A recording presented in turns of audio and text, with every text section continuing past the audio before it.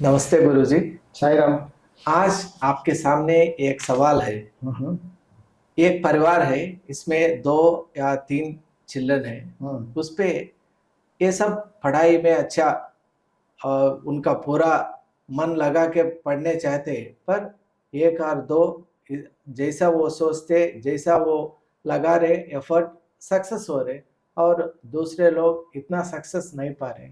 इसका वास्तु पर में इसका क्या जवाब है और इसका कैसा लेना है वास्तु पॉइंट ऑफ व्यू में? समझा मैं, क्या बोलने का हाँ, क्या है। हाँ, मकसद तो ये है। पेरेंट्स को दो तीन लड़के हैं, हाँ, लड़की लड़का या लड़का लड़की, दो कुछ भी हो। हाँ गुरु जी। सब एक जैसा नहीं पढ़ते। नहीं पढ़ते। एक लड़का अच्छा पढ़ रहा है, एक लड़की नहीं पढ़ रहा। और नहीं पढ़ने पा रहे भी। पढ़ नहीं पा रहे। पढ़ नहीं तो पा कारण क्या है, रहे। ये तो पूछना चाह रहे थे हाँ, ना। एक ही घर में है, एक ही सिचुएशन है उधर। अरे सिंपल वन वर्ड आंसर में तो ये बोल सकते कि कर्मा। कर्मा।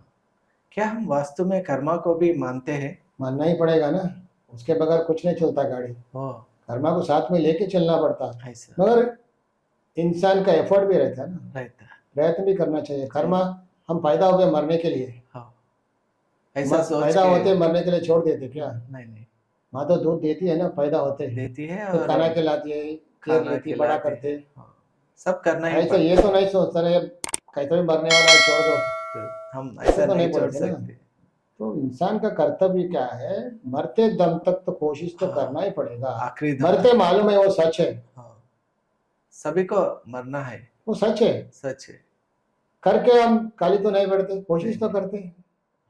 तो कोशिश करना इंसान का फर्ज है। फर्ज।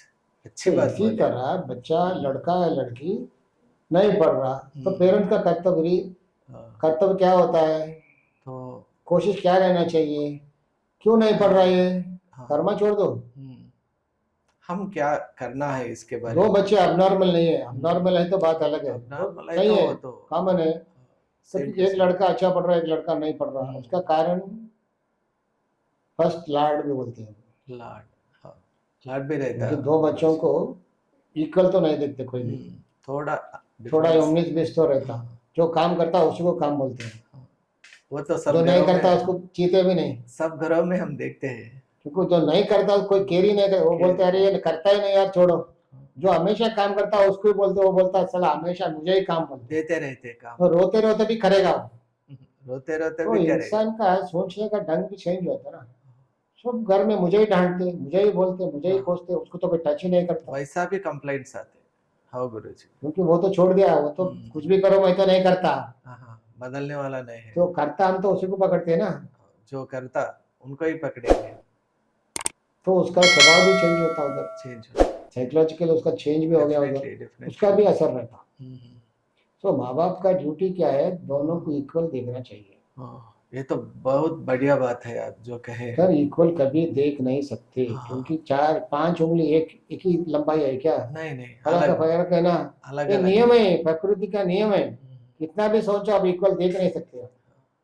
पर 19-20 तो होते रहता, होना हमारा ही भी है। होना भी है। मगर हमारा ड्यूटी क्या है, दो बच्चों में बराबर पढ़ रहे नहीं, हाँ, या 3 बच्चे बराबर तीन पढ़ रहे बच्चे। नहीं। फर्स्ट मैं वास्तु के हिसाब से एक बात बताऊंगा। हाँ, ईशान्य कोण में अगर दोष है, ईशान्य में। हाँ, हाँ, तो बड़ा बच्चा या लड़की पढ़ती नहीं, ओहो, कुछ कुछ भी भी करो। असर रहता उसका। कुछ भी करो। यस। साउथ ईस्ट में आग्नेय कोण में कुछ दोष है, हाँ, तो सेकंड बच्चे पे उसका असर रहेगा, वाह, अच्छा या बुरा। अच्छा या बुरा। अच्छा भी हो सकता है गुरु नहीं, जी। हो सकता है ना। कैसा? अगर ये आग्नेय कोण अच्छा है, तो उसके ऊपर अच्छा भी हाँ दिखा हाँ, सकता है। अच्छा है तो। वायव्य कोण में कुछ दोष है, हाँ, तो वो तीसरा बच्चे पे दिखा, अफेक्ट करता है। लड़का हो लड़की। क्या लड़का और लड़की सेम मेंटल है? एटीट्यूड तो एक ही है ना, बायोलॉजिकली डिफरेंट है, सोच तो एक ही है ना, सोच तो एक ही है, पढ़ाई भी सेम है। मेंटल बैलेंस तो एक ही है ना, ब्रेन तो वही है। ब्रेन तो सेम है तो। आफ्टर एक एज के बाद फिर बॉडी चेंजेस। बायोलॉजिकल चेंजेस होते चेंजेस। हैं, लड़की बड़ा हो जाता है, लड़का भी बड़ा हो जाता बड़ा। है। तो वो साइंटिफिकल बायोलॉजिकल चेंजेस, वो बात अलग है। हाँ गुरु जी, वास्तु का हिसाब से कैसा देखना है? तो आपने क्या करना है, हर हर पेरेंट को, बच्चे नहीं पढ़ रहे, कौन सा बच्चा नहीं पढ़ रहा, बड़ा लड़का नहीं पढ़ रहा, नहीं ईशान्य पढ़। में दोष है क्या, एक बार हाँ, देखना। सेकंड बच्चा थोड़ा शरारत निकला तो हम्म। आगने में दोष है क्या देखना। आप अच्छा बात बोले, शरारत है तो शरारती रहते हैं। शरारत रहते बहुत सारे लोग हैं। वायु में दोष है, लड़का पढ़ रहा नहीं, बच्ची पढ़ रहा नहीं, शी इज नॉट इंटरेस्टेड, तो क्या करेंगे? तो या हमेशा दोस्तों के साथ ही फिर रहे। हाँ, ऐसा घूमना फिरना। हाँ, तो वायु में दोष है क्या थोड़ा देखना चाहिए। हाँ। तो अगर उसको दोष को अपन सुधारे तो तीनों एक लाइन पे आ जाएंगे। हाँ। सिंपल सा बात है। आप देखे गुरुजी ऐसा it is like a mission. हाँ। घर का एटमॉस्फेयर हाँ।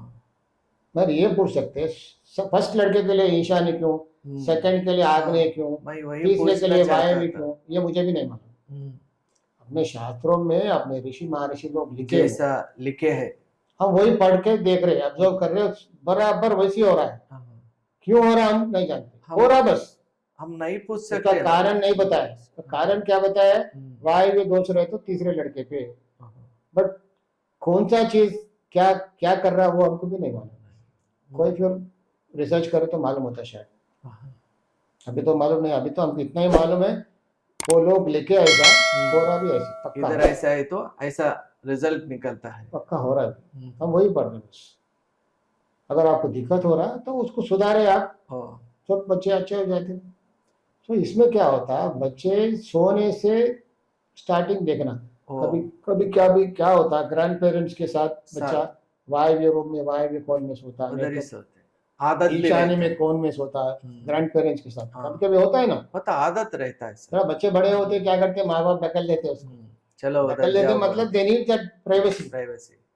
तो बच्चा भी लाड रहता करके ग्रैंड पेरेंट्स से सो जाते हैं, स्टोरी से सब बोलते उसके साथ सोते। अगर वो ईशान्य में कोण में सो गया समझो गया, फिर बोलते मेरा ये लड़का बहुत जिद्दी है भाई, तो सुनता नहीं, उसको बहुत मार लगता। सब आप ईशान्य कोण में सुला रहे हो उसको, आपका भी हेल्थ खराब, इसका भी बिगड़ जा रहा है। अभी बचपन से ही दिखता रिएक्शन, बचपन हम जानने के लिए थोड़ा टाइम लगता होगा भले। तो गुरुजी सोने का इतना महत्वपूर्ण है कि अपना बॉडी रिचार्ज होने का स्थान वही है सोने का। अरे इंसान का बॉडी तो रिचार्ज होना ना, इतना मेहनत करने के बाद।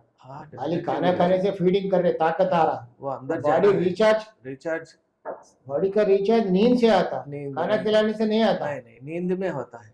खाना खाने से आपको ताकत आता, पर सोना तो पड़ता आपको, तभी आपका बॉडी रिचार्ज होता। तो बॉडी रिचार्ज होते समय पूरा चेंजेस सोते समय ही होता, अपना एटीट्यूड सब सोते समय ही चेंज होता। इसीलिए सोने का स्थान को उतना इम्पोर्टेंट दिए।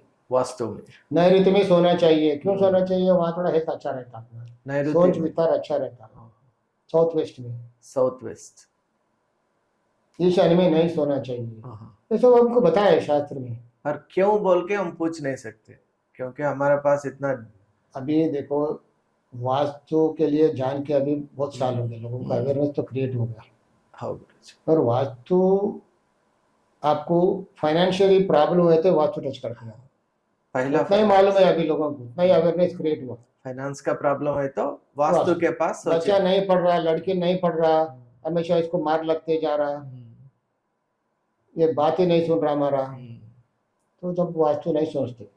बचपन में बहुत लाड करे, मेरा बच्चा बहुत होशियार है, सुनता नहीं हमारा, उसका जिद्दी रहता, उसका जो करता वही करता हो, हम खुश हो जाते। जो क्या जिद्दी को भी हम वास्तु से बदल सकते हैं गुरुजी? बिल्कुल, जिद्दी को हम तो खुश हो जाते ना बचपन में, 3-4 इयर्स तक, तो 6 इयर्स 10 इयर्स तक तो अरे मेरा लड़का बहुत जिद्दा है यार, सुनता नहीं किसी का, वो जो चाहता वही करता हो। बड़ा आने के बाद आपको एक थप्पड़ मारता, जब सही थे क्या आप?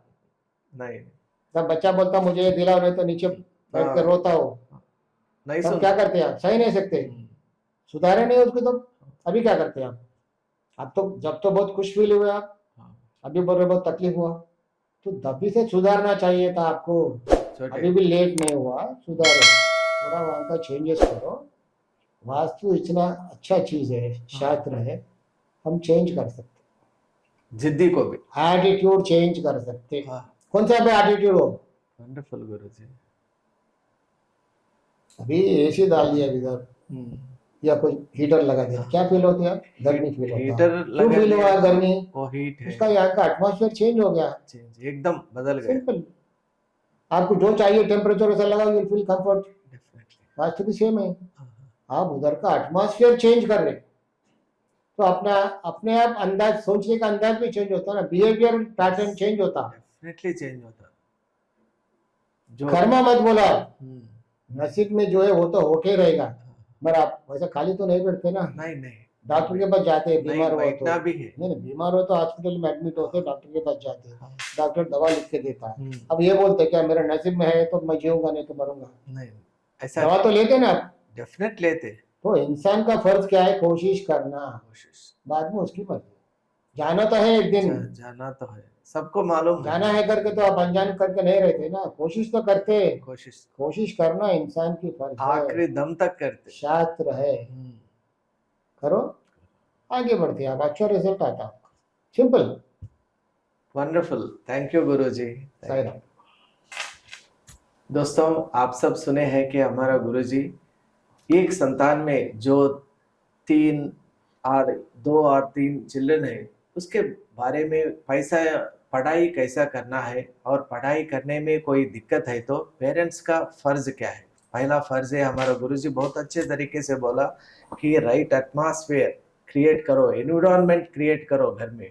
उसके बाद फर्स्ट चाइल्ड है तो नॉर्थ ईस्ट डायरेक्शन पे देखो, और सेकंड चाइल्ड है तो साउथ ईस्ट डायरेक्शन, और थर्ड चाइल्ड है तो वायव्य कोण में देखो। ऐसा पूरा शास्त्र में जो है, हमारा गुरुजी बहुत अच्छे एक बात बोले, वास्तु एक महत्वपूर्ण शास्त्र है, इसका ज्ञान का फायदा उठाओ। हम सब भारतवासी है, बहुत महर्षि लोग का ये आशीर्वाद मिला है, इसका पूरा दुनिया तक, पूरा कोने कोने तक हम पहुंच लेना है, और वास्तु से ये पूरा दुनिया को रोशित करना है। इसीलिए हमारा वीडियोस के बारे में आपको जानकारी रखो, और आपको पसंद आए तो प्लीज लाइक, शेयर और सब्सक्राइब, क्योंकि ये एक यज्ञ जैसा समझो कि आप सब इस यज्ञ में भाग लेना है और वास्तुशास्त्र को आगे लेना है।